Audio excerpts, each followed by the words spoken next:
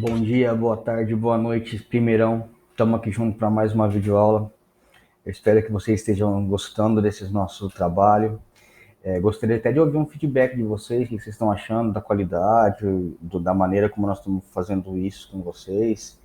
E gostaria de ouvir também mais dúvidas. Se vocês tiverem dúvidas, me chamem lá no WhatsApp, a gente poder conversar, tá? Bater um papo, ver como tá entrando esse conhecimento durante esse tempo de quarentena. Eu recebi dúvidas de duas pessoas, fiquei muito contente, vieram perguntar algumas coisinhas para mim, mas eu quero que continue assim, tá certo? Bem, pessoal, no dia de hoje eu preparei para vocês a aula 10 e 11. Nós estamos falando de proteínas e aí esta é uma das funções da proteína que nós vai emendar para a próxima, que já é uma função totalmente bem a calhar na época que nós estamos vivendo hoje em dia, falando sobre anticorpos, que aí é a matéria da próxima aula. Mas hoje nós vamos falar sobre proteínas com função enzimática. O que é isso? A proteína funcionando como uma enzima. O professor preparou para vocês esse mapa mental aqui, que eu vou até disponibilizar depois, um PDF para vocês aqui no Google Class, para vocês, se quiserem imprimir, e de repente colar no caderno, ou então reproduzir isso no caderno, fica de boa. É um mapa mental, tá certo? Bem, para começar, nós vamos começar aqui por cima, ó, nessa parte que fala aqui, ó. O que seria uma enzima, uma proteína trabalhando como uma enzima? Seria uma proteína que vai funcionar como aceleração de uma reação química. Então, o meu corpo ou vários outros organismos vivos, eles precisam de reações químicas acontecerem para poder gerar alguma coisa específica no seu metabolismo. E isso gera um gasto de energia. Para poder fazer isso daí, tem uma energia sendo gasta para essa reação acontecer. Quando eu tenho uma enzima, essa enzima ela vai acelerar esse processo, ou seja, ela vai fazer o produto acontecer de uma forma que gaste menos energia, tá certo? Então, olha aqui, ó, é uma proteína que acelera a reação química, pois ela diminui a energia de ativação da reação. Então, a energia necessária para aquela reação acontecer, ela diminui. Então, acontece mais rapidamente com menor gasto. Olha o exemplo aqui, ó. Uma reação não catalisada, olha o tanto o pico da energia que seria necessário para o reagente se transformar em um produto. Então percebam que aqui, ó, nesse momento, atingiu esse pico aqui, a reação aconteceu, o produto vai ser produzido. Do lado de cá, eu tenho uma reação catalisada. Então, eu tenho uma enzima agindo como um acelerador, ou seja, como um catalisador. Ó, essa enzima aqui, deixa eu ver certo. Aqui, essa enzima aqui baixou pela metade o pico energético. Então, percebam que o gasto energético ali vai ser muito menor. Portanto, para até atingir aquele gasto de energia total para poder acontecer a reação, foi bem diminuído no caso da presença de uma enzima. Tudo bem? Então, esses aqui são os dois gráficos que mostram a diferença entre uma reação com a presença da enzima e sem a presença da enzima, tá certo? Bem, aqui do lado eu tenho o mecanismo de ação de uma enzima e ele se dá pelo aquele complexo que eu até citei na última aula aqui online, que fala sobre o complexo chave-fechadura. O que é esse mecanismo de chave-fechadura? Quando eu tenho a enzima na forma quaternária, ela tem aquela forma toda tridimensional, que eu consigo até visualizar todas as dobrinhas que ela fez. Essa forma é específica de cada proteína formada, tudo bem? E aí, esta proteína, ela tem uma forma específica para se ligar a um substrato. Algo que ela vai precisar agir para formar produtos. Então, ela vai se ligar a um reagente. Então, por exemplo, olha essa bolinha cinza aqui embaixo, que seria a minha enzima quaternária. E ela tem uma forma específica e ela tem um sítio de ligação aqui, chamado de centro ativo, onde ela vai se ligar a um substrato específico que tem a mesma forma. Então, se a enzima tem o centro ativo desta forma aqui, ela é porque ela vai vir se ligar a um substrato que encaixa perfeitamente nessa região, tá certo? Vamos pensar, se a enzima perder esse centro ativo, ela não vai se encaixar no substrato específico dela, tá? Então, olha, o substrato ele chega aqui para encontrar essa enzima, ele se encaixa perfeitamente no centro ativo. No centro ativo, a enzima vai fazer, então, vai formar esse complexo, ó, enzima mais substrato. Posteriormente, vai ter alguma reação aqui para produzir o tal do produto. E aí, olha o que a enzima fez. Ela pegou esse substrato e ela quebrou. Vamos pensar que de repente isso é uma galactose, por exemplo. Olha que ela chegou ali, ela se quebrou em duas outros carboidratos, tá certo? Então nós temos aqui uma reação de quebra, uma reação onde um substrato foi quebrado em dois outros produtos, tá certo? Nós temos aqui, ó, falando exatamente sobre esta reaçãozinha, esse mecanismo de chave fechadura, tá certo, pessoal? Então, assim, vamos pensar. Um substrato chegou, encontrou essa forma da minha proteína, teve ali uma reação química e foi quebrado em dois produtos. Portanto, esta reação que ocorreu foi uma reação de degradação, tá certo? Ela quebrou um substrato em dois outros produtos. Vamos falar sobre as propriedades da ação dessa enzima. Então, como eu já disse, as enzimas elas agem em substratos específicos. Ela não vai se ligar a qualquer coisa que aparecer, ela vai se ligar a algo que ela reconhece na sua forma quaternária. Depois, ela pode agir em dois sentidos da reação. Eu contei aqui, ó, um sentido de degradação. Por quê? Chega uma coisa grande, se junta na proteína e ela quebra em duas outras coisas. Só que eu disse para vocês aqui que pode acontecer em dois sentidos de reação. Olha o outro exemplo. Chega duas coisas, gruda nessa enzima, essa enzima vai fazer uma reação e eles saem como uma coisa só.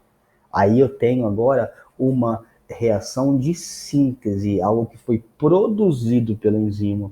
Ali na outra de degradação, aqui ó, de degradação, eu tive uma de quebra. E aqui nessa de síntese eu tive uma de união.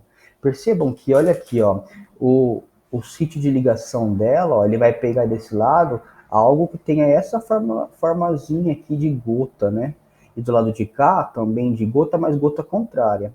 A hora que chegou e formou o complexo aqui, ó, enzima substrato, esses dois componentes, eles se uniram.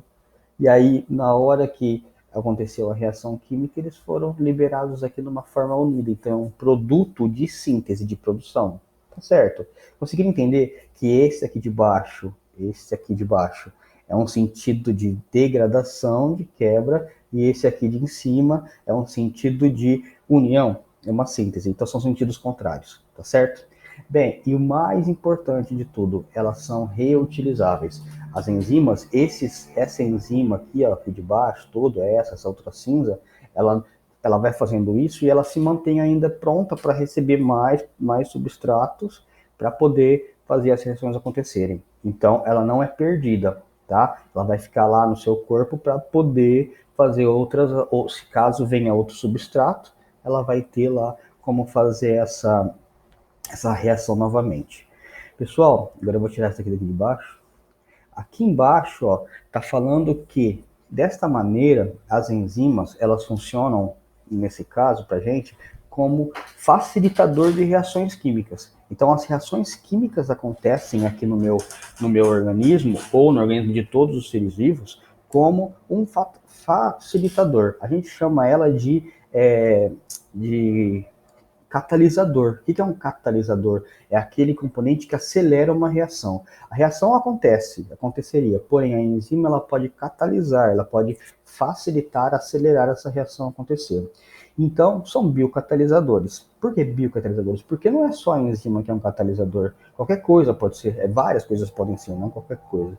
Por exemplo, tem compostos sintéticos que eu posso pôr lá no meu carro e ele acelera lá a reação de queima lá do meu combustível muito mais rápido chegando à potência. Então eu posso ter um catalisador de repente lá no meu carro. E então não são só enzimas que fazem isso, porém as enzimas elas fazem essa função dentro do meu organismo, então elas são biocatalisadores, tá certo? Pessoal, e esta é uma função muito importante para mim, pois, olha isso, ela regula a velocidade de todos os processos fisiológicos. Então, se eu tiver enzimas disponíveis nas minhas células, no meu organismo, eu vou ter as reações fisiológicas acontecendo muito mais facilmente, rapidamente e numa quantidade mais interessante para mim, tá certo?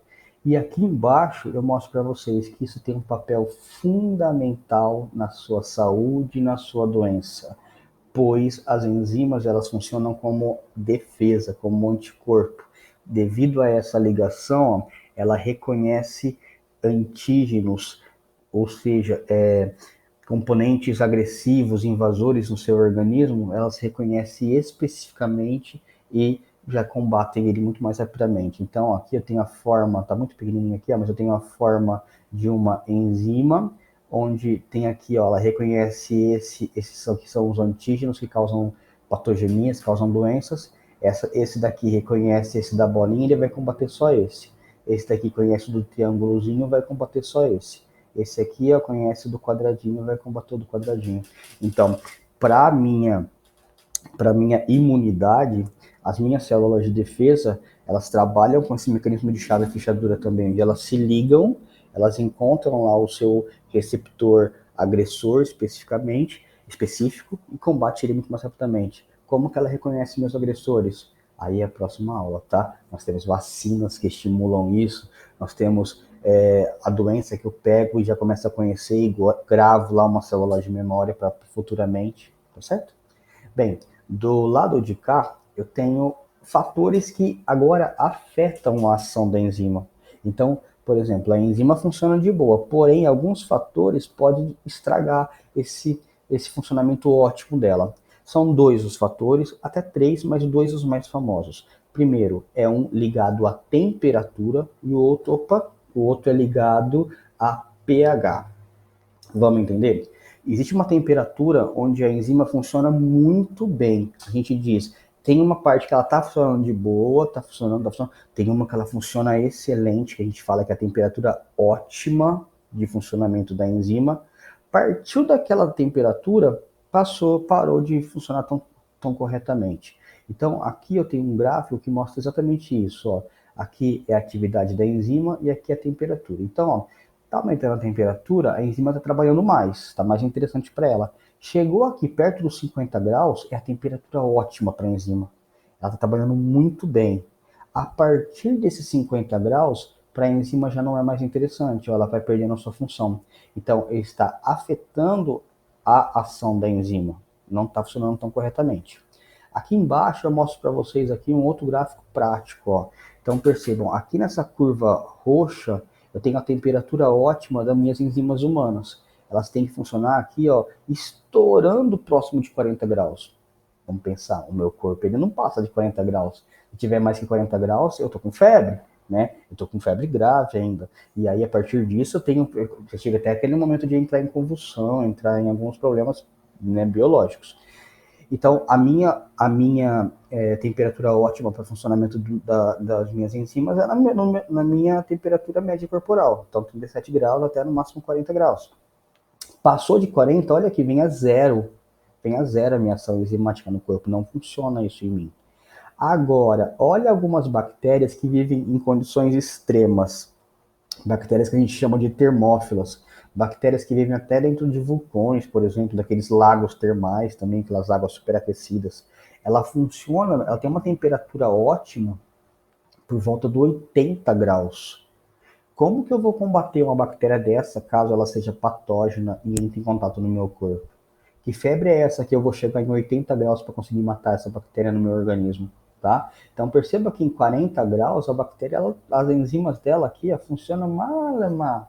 Já no 80 graus, 80 graus, as enzimas delas funcionam muito bem. Tá certo? Então é uma comparaçãozinha aqui em relação aos fatores de temperatura, ao fator de temperatura para as enzimas. Tá? O outro fator que afeta, foi o que eu disse para vocês, é o tal do pH, né? Então é o índice de pH do meio onde ela está inserida. Então vamos pensar aqui, ó um exemplo. Aqui nessa imagem eu tenho uma enzima que funciona um pH próximo a 6, ela funciona muito bem. É o pH ótimo de funcionamento da enzima. Mudou o pH, foi ficando mais básico ou foi ficando mais, foi ficando mais ácido ou ficando mais básico, ela perdeu a sua função. Então, o pH excelente para essa temperatura, para essa enzima começar a agir, é ali por volta de 6. Aqui embaixo eu mostro para vocês o que acontece no meu corpo aqui humano. Né? Eu tenho a pepsina, que ela é uma enzima do meu organismo para degradar a proteína, e aí, olha isso, ela funciona num pH, o pico dela é um pH 2. pH 2 ele é o quê? Ácido. Portanto, ela vai agir no meu organismo quando eu tiver com pH ácido. Então, aonde estaria essa enzima? Lá no meu estômago. Então, lá no meu estômago, eu tenho um ácido gástrico que abaixa o meu pH para 2, e aí essa enzima começa a agir muito mais rápido para poder degradar, para quebrar as minhas proteínas da minha alimentação. Só que eu tenho uma outra enzima, que é a tripsina, que ela funciona num pH 8. E aí ela também é para degradar a proteína. Então as enzimas, as proteínas que não foram degradadas aqui no meu corpo, aqui pela pepsina, elas vão continuar sendo degradadas posteriormente pela minha tripsina.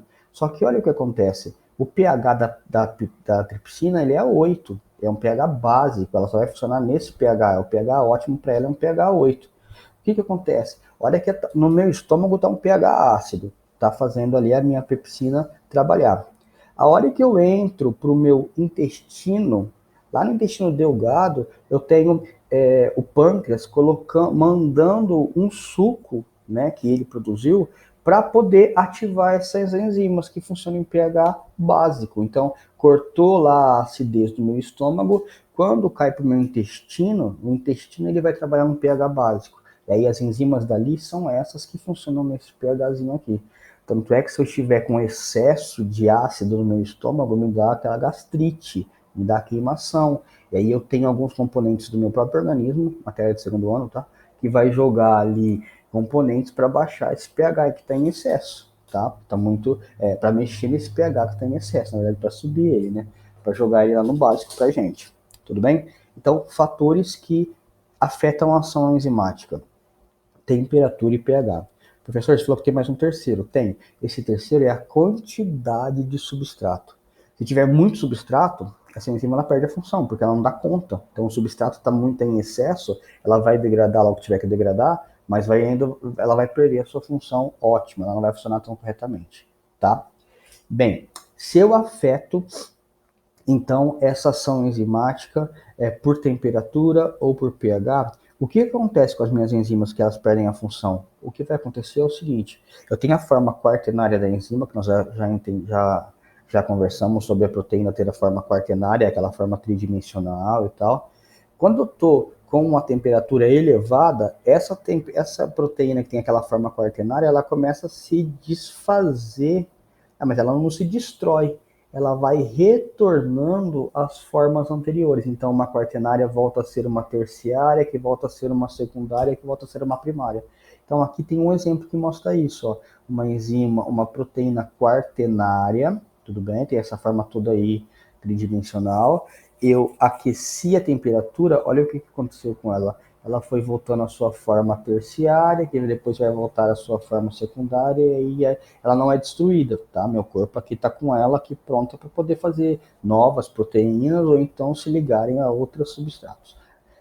Pessoal, vamos pensar, eu estou comendo carne. Quanto mais eu aqueço essa carne, ó, aqui em cima esse gráfico falando a temperatura que acontece, as minhas proteínas elas vão se desnaturando. Eu posso vir até perder aquela proteína que era muito boa para mim porque eu aqueci aquilo ali, tá? Então, por exemplo, se eu faço academia e tal, os caras vendem as proteínas sintéticas, né? As proteínas puras, para você não pensar em alimentação, porque na alimentação pode ser que eu perca aquela proteína no cozimento, na fervura, por causa que a temperatura ela é um fator que afeta a enzima, tá? E aqui tem 3 exemplos mais clássicos para a gente dessa desnaturação enzimática, exemplos que eu consigo ver, tá? O primeiro é a albumina da clara do ovo.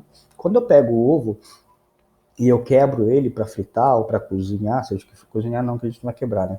Mas quando eu vejo a clara, ela é transparente. Porque a albumina, que é a proteína da clara do ovo, ela tem essa conformação.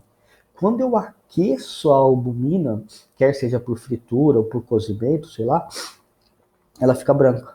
Por quê? A albumina foi desnaturada. Então, a albumina ela tem essa conformação aqui espacial. Quando eu esquento ela, ela perde aquela forma quaternária e aí uma característica dela é que ela fica branca. Então, aqui, ó, essa clara do ovo toda branquinha é uma albumina desnaturada pela temperatura. Olha, nunca mais havia um ovo da mesma maneira, né? Aqui no canto de cá eu tenho leite. O leite, quando eu fervo, ele forma natas. Nossa, tem várias pessoas que não gostam de beber leite com nata, tira a nata e tal. O que é a nata? A nata é a caseína do leite, que é a proteína do leite também, que foi desnaturada. Então, com a temperatura do fervimento do leite, a caseína toda, que é uma das proteínas do leite, ela vai perdendo a sua forma tridimensional e ela se desnatura e formam as natas, tá? Então, se eu tirar a nata, eu estou tirando a proteína do leite, tá? Não vou tomar a proteína que é o ideal lá para o leite, tá certo? Por isso que tem algumas pessoas que fazem, principalmente atletas e tal, compram esses componentes aqui para poder ter a proteína pura ali na alimentação para fazer os exercícios, porque senão o certo seria pegar o ovo e quebrar inteiro na boca, tá? E aqui no meio o professor colocou esse negocinho borri, ai, sei lá, o que é isso? Jogando álcool para esterilizar, para limpar as coisas. Por que que isso eu quis mostrar isso? Porque o álcool, quando a gente joga ele, por exemplo, numa bactéria que está na minha mesa ou que está na minha mão, o que o álcool faz? Ele pega as proteínas da bactéria que está na minha mão e aí ele desnatura ela. E a bactéria, como ela é uma célula só, ela está cheia, as proteínas dela desnaturando, ela perde toda a sua forma e ela acaba morrendo, tá? Então, o álcool também ele é um fator de desnaturação enzimática. Ah, professor, se eu fizer isso na minha mão é perigoso? Superficialmente não, tá? Mas se eu ficar lá com a mão um tempão ali no álcool, isso pode vir a acarretar um problema para mim também. Tudo bem, galera?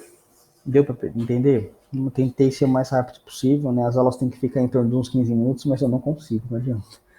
Então eu peço desculpa para vocês, caso não tenha ficado tão claro, mas saibam que aqui o canal é aberto para nós podermos tirar as dúvidas o tempo que quisermos. Então aqui eu vou deixar para vocês esse quadro aqui, se vocês quiserem reproduzir isso no caderno ou quiserem imprimir, tá? Fica à vontade, ou se também se não quiser, só quiser usar a apostila e complementar com as minhas explicações, tranquilo.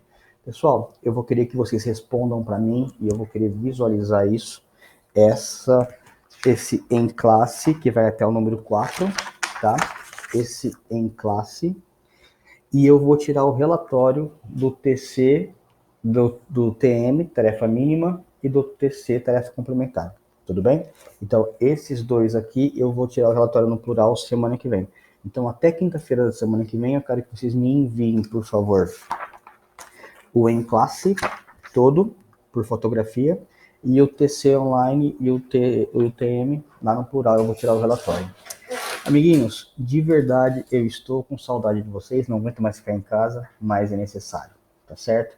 Um beijo no coração, até a nossa próxima aula. Tchau, tchau.